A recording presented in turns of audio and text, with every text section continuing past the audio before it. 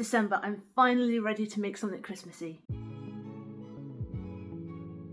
Kneading ingredients into a bread dough after the bread dough has been well kneaded is an interesting experience because it's very clear that what you're doing is very much against the bread dough's will. Hi everyone, it's Tash and welcome to another Wednesday recipe video. And today we're going to be making braided stollen. It's kind of a hybrid between challah and stollen. Timestamps are down below in the description if you want to skip the initial blah blah, but stick around if you want to hear a little bit about what we're making first. Although there's not much to it because it basically is a challah and a stollen at the same time. The main important thing to note is we're making this the night before. I mentioned in the beginning when you're kneading ingredients into a bread dough at the end stage, the bread's going to fight you. You've already activated the gluten, it's really springy. When you pull it, it springs back, and when you try and push stuff into it, it tries to spring back out as well. Now to double the fun, the ingredients we're going to be adding to our bread dough are wet. So not only do we have a fight on our hands, it's also going to get really sticky. The remedy to that?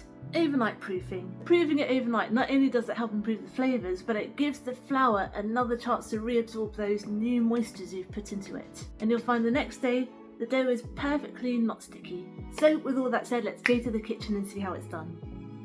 Now I meant to do this the night before because you are meant to soak some dried fruits and rum overnight, but if like me you forget to do that the day before, you can do it on the same day. All you have to do is you take your 100 grams of sultanas, sometimes they use a mix of sultanas and raisins, these are just sultanas today, 50 grams of cranberries, these are dried cranberries, and 50 grams of glacé cherries which I've halved. Please excuse the pot there, this is literally my soup for dinner. And we're going to pour over some dark rum.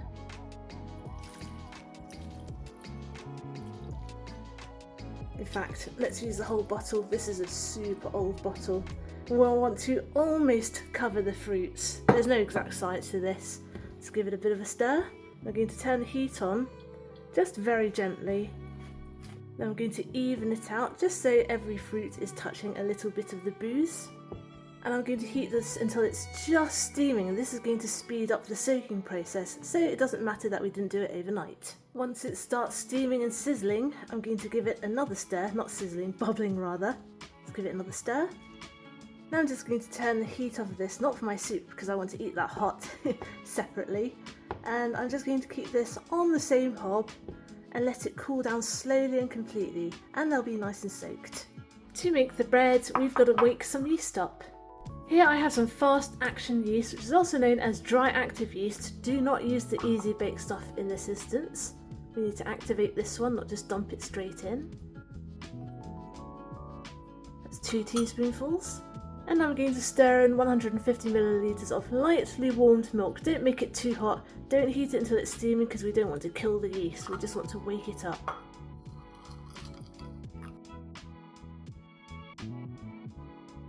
That's more or less all dissolved, just smush it against the bowl. It does get a little bit claggy and lumpy, but it will eventually dissolve.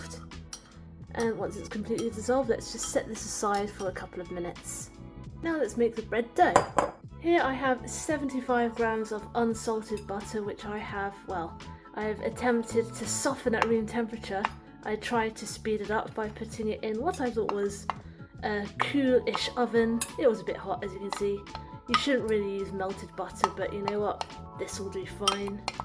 Now I'm going to add 75 grams of caster sugar, and I'm going to give this a stir together. Now we're going to add 1 egg, give that a stir, and I'm also going to add a pinch of salt. Now altogether we need to add 400 grams of plain flour. I'm going to add half in first. Give that a stir. At this point it almost looks like we're making a cake. Oh, actually while I'm adding the dry ingredients, I'm going to add half a teaspoonful of nutmeg and half a teaspoon of cinnamon, both ground obviously.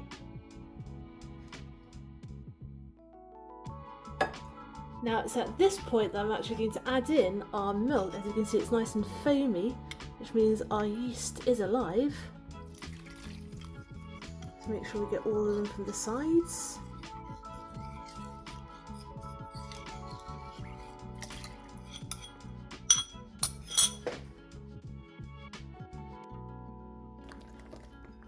And at this point, doesn't matter that it's lumpy, I'm going to add the rest of that 400 grams of flour back in. So that's 400 grams of flour altogether. Now what I used to do at this point is I used to knead this on a counter by hand, but since I have my hand mixer, I'm actually going to use my dough hooks. That just takes some of the effort out of it. Let's scrape the rest of this off. Either way, you need to knead this for about 15 minutes. Like I said, used to do it by hand. Since I got my hand mixer, I just get to stand here, so let's knead it.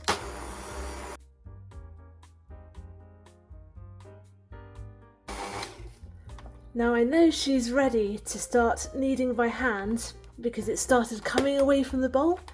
And if you thought it fought back before, it really fights back when that gluten is activated. So we're about ready to give it just a couple of squishes on the counter. Let's clean up these first because we want all that dough. Just going to give her a few turns. Usually with my bread doughs I need to flour my surface a bit, but this is absolutely perfect. And now we can also do the window pane test. That's when you very gently stretch it and it goes really thin and you can see through it. And I can actually see through this now, but because it's really dark, sorry for the poor lighting, it's winter, I have limited options, you can't really see it, but can you? You can see the light come through. So the window pane test is a good indication that your gluten is activated enough.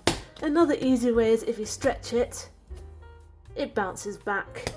Lovely. Right, now let's put some stuff in this. I'm just going to flatten it out a bit, as much as it will allow, because the gluten is fighting me back.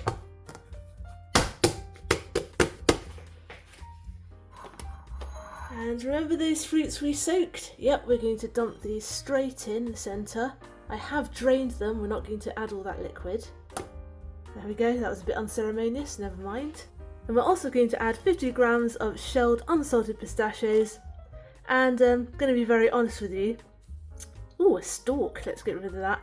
This was meant to be 50 grams of just chopped mixed peel.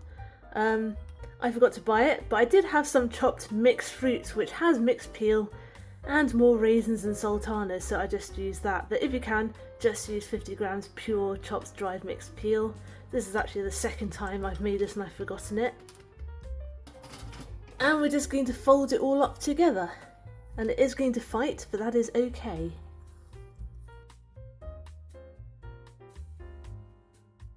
I cannot tell you how much these fruits do not want to be in here right now. Just keep going, it'll be fine.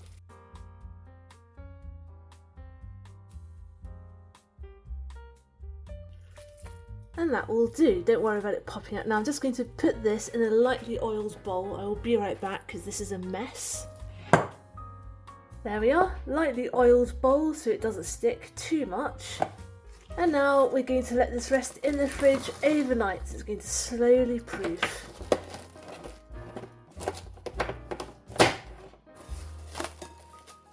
So nighty night, I will see you tomorrow. It's the next day and as you can see, some action has happened. So we're just going to let this come back down to room temperature. It may take about an hour because it's a lot of dough. Meanwhile, we're going to make the marzipan. So over to our food processor, we're going to add 200 grams of ground almonds and 100 grams of icing sugar. And I'm going to add a very small splash of almond extract. Don't use essence, that stuff can taste a little nasty. Let's pop the lid on. And we're going to pulse it with up to 3 tablespoonfuls of cold water. We might not need all of this. And we're going to pulse it just until it forms a ball. So let's do that now.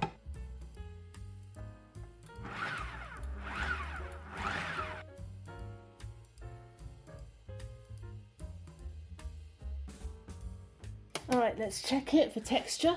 We'll take a little bit out.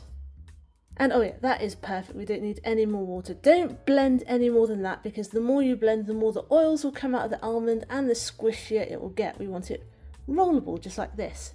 Perfect. Now it's time to fill some dough sticks, and to make our dough sticks we need to divide our now proof dough into 4. So let's get it out. And we're going to do the exact same thing with the marzipan. And I should have done this earlier, but it doesn't matter. I'm just going to lightly flour our work surface and the top of that. So let's roll it. I'm rolling it this way because I don't have much space that way.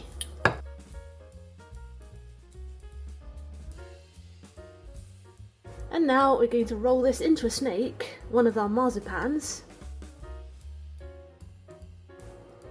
Just a little bit shorter than our dough snake. And we're going to roll it up. And we've got one dough snake. Now let's do the rest. Now for the fun part, or equally the frustrating part, we're going to squish one side together, like this. Don't worry about being too neat, we're going to tuck it afterwards to create a little flat bit. I'm going to group these two together. Now we're going to bring this one at the top, down to the bottom and across, like this. And this one here, across like that. And bring this guy up here.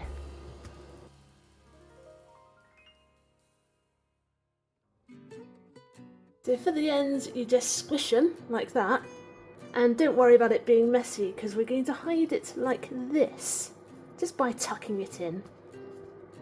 Oh, we missed a little raisin. Let's pop that back in there somewhere.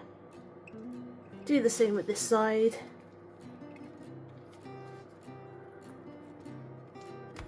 And there we go, our 4-stranded braid. And now the boring bit, we have to cover it with cling film.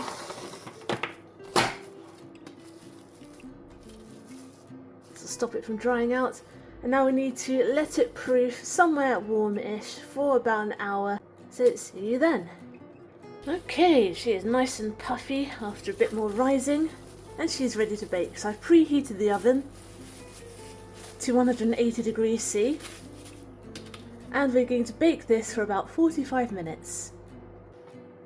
Here we are, we're all baked up. She's a little bit dark. I actually do have a slightly new oven. I'm still getting used to it. It runs a little bit hot, never mind. And now we're going to brush it with some melted butter and dredge it with icing sugar. So no exact measurements, I just chopped off a slice of butter and melted it.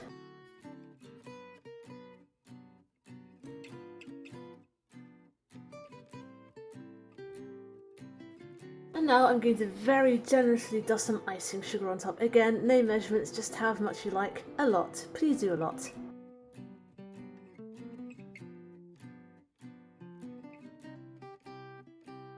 Lovely. Now we're going to let this cool down completely, and that's arguably the hardest part because it smells amazing.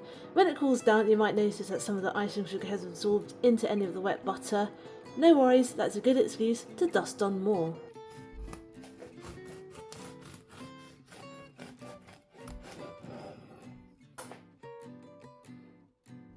Oh, look at that.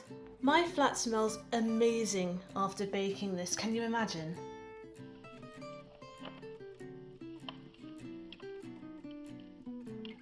Perfect slice. Cheers. Fluffy, soft, buttery dough, tangy, sweet fruit, that tiny bit of booze kick from the rum, crunchy pistachios that have roasted in there as well, and of course we've got the almost creamy marzipan that we've made ourselves. So there you go, Braided Stollen. Thanks for watching. I hope you enjoyed today's recipe video, and I hope you'll join me next Wednesday for my next one. Get the full written recipe on my blog tashcakes.com, follow me on Instagram on tashcakes.tastes, and find me on TikTok too. I'm tashcakes there too, but my handle is food in slow motion. Subscribe to my channel if you'd like to see more. Give this video a like if you'd like to help other people find it. Comment down below if you'd like me to make anything in particular, and I'll see you all next time. Be good, be nice, and have a good week.